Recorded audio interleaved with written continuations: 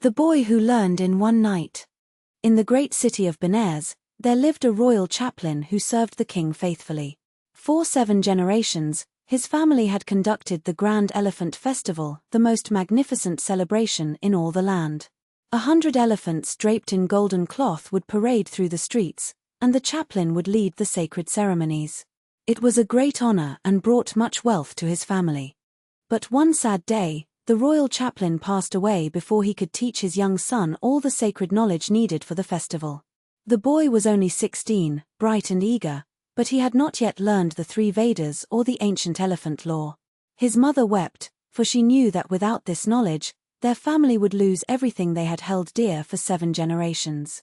When the greedy Brahmins of the city heard the news, they rubbed their hands with glee.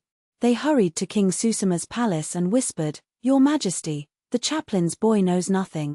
He cannot lead the elephant festival. Give the honor to us instead, we are far more learned and worthy." The kind but easily swayed king listened and agreed. "Very well," he said.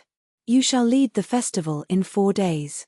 When the boy heard what had happened, he found his mother sobbing. "Do not cry, mother," he said bravely. "I will travel to the great teacher in Taxila and learn everything I need, the 3 Vedas and all the elephant lore, in a single night.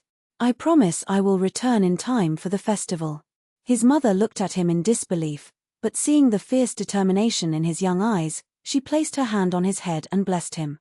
The brave young boy set out on his journey and traveled with incredible speed, driven by love for his mother and the honor of his family.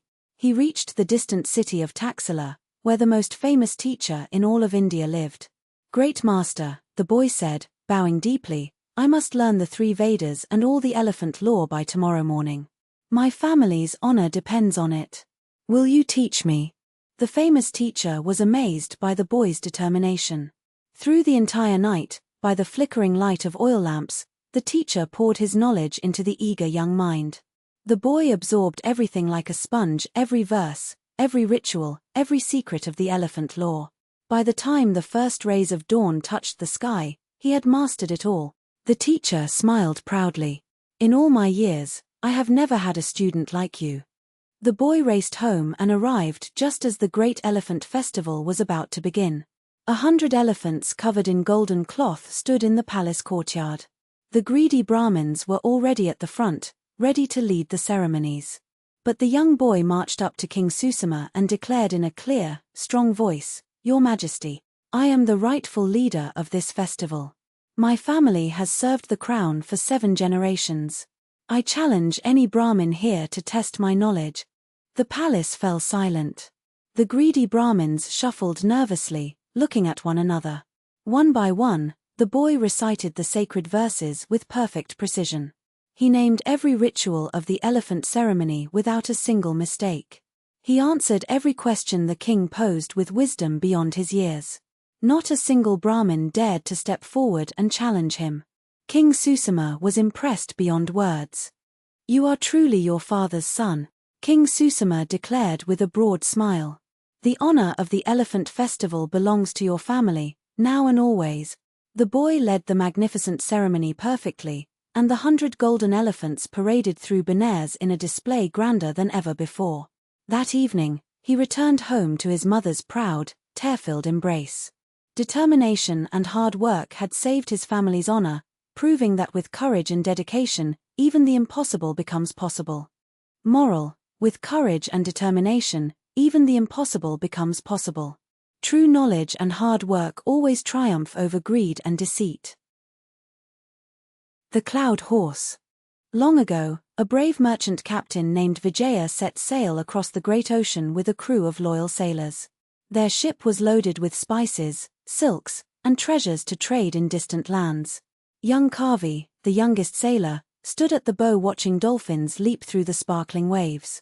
The sun shone bright, the winds were fair, and every heart was full of hope and adventure. But on the 3rd night, a terrible storm struck. Lightning split the sky, waves as tall as mountains crashed over the deck, and the wind howled like a pack of wolves. The ship broke apart with a tremendous crack, and the sailors tumbled into the churning sea.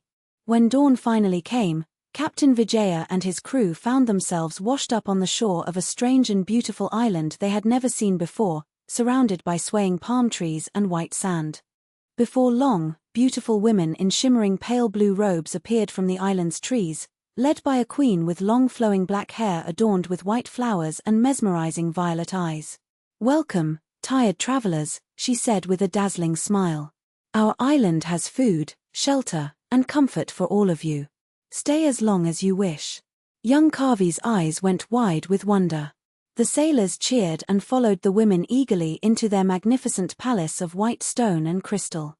Days passed, and the sailors feasted on magical fruits, slept on silk cushions, and played in crystal pools all day long. But Captain Vijaya noticed something strange. Any sailor who ate too many enchanted fruits began to forget, first their ship, then their homes, then even their own names. Their eyes became glassy and dreamy, and they only wanted to sit and eat more. One night, Vijaya crept through the palace and found a hidden garden full of stone statues. With horror, he realized they were once travelers, just like him. At dawn, Captain Vijaya gathered all the sailors and told them the terrible truth. "These women are enchantresses," he warned. "Their magical fruits make you forget everything, and anyone who stays too long is turned to stone. We must leave this island now."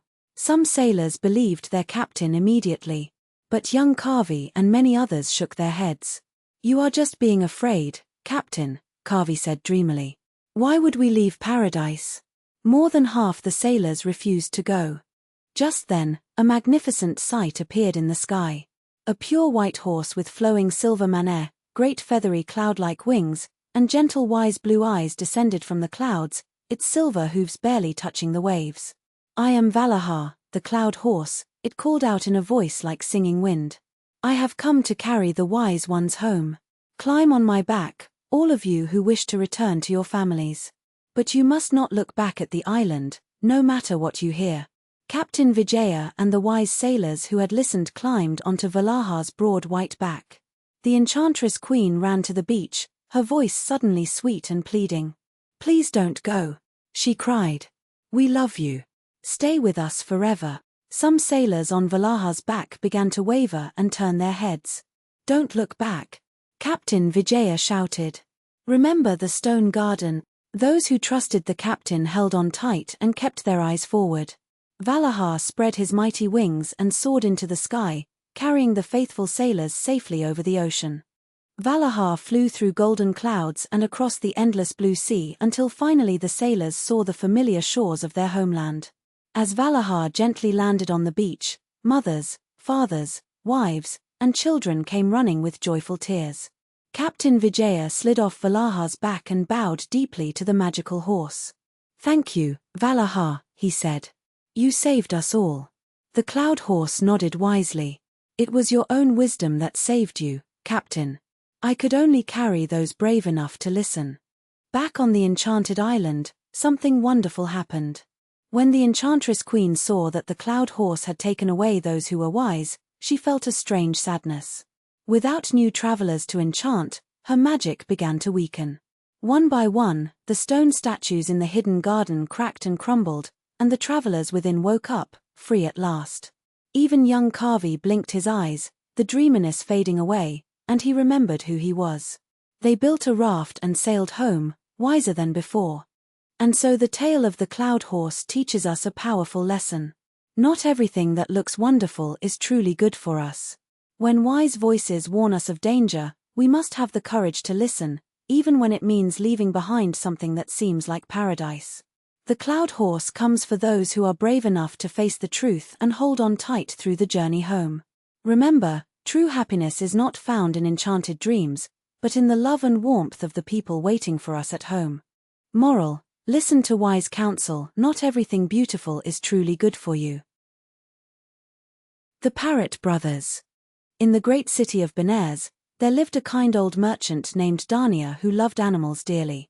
One day, he found two young parrots in the marketplace, brothers who had been separated from their flock. The older brother was a beautiful green parrot with golden head feathers named Radha, and the younger was a bold red and blue parrot named Potter. Dania brought them home and raised them like his own children, feeding them the finest fruits and seeds. The two brothers were very different. Radha, the older parrot, was quiet and thoughtful. He watched everything carefully before speaking and always chose his words with great care. Potter, the younger brother, was brave and bold. He said whatever came to his mind and was always the first to speak up. Merchant Dania loved them both equally and trusted them to watch over his shop whenever he was away. One day, Merchant Dania had to travel far away on business. Before leaving, he called his new servant, Chanda, and the two parrots. "Watch over my shop carefully," he told them. "I will be gone for 7 days."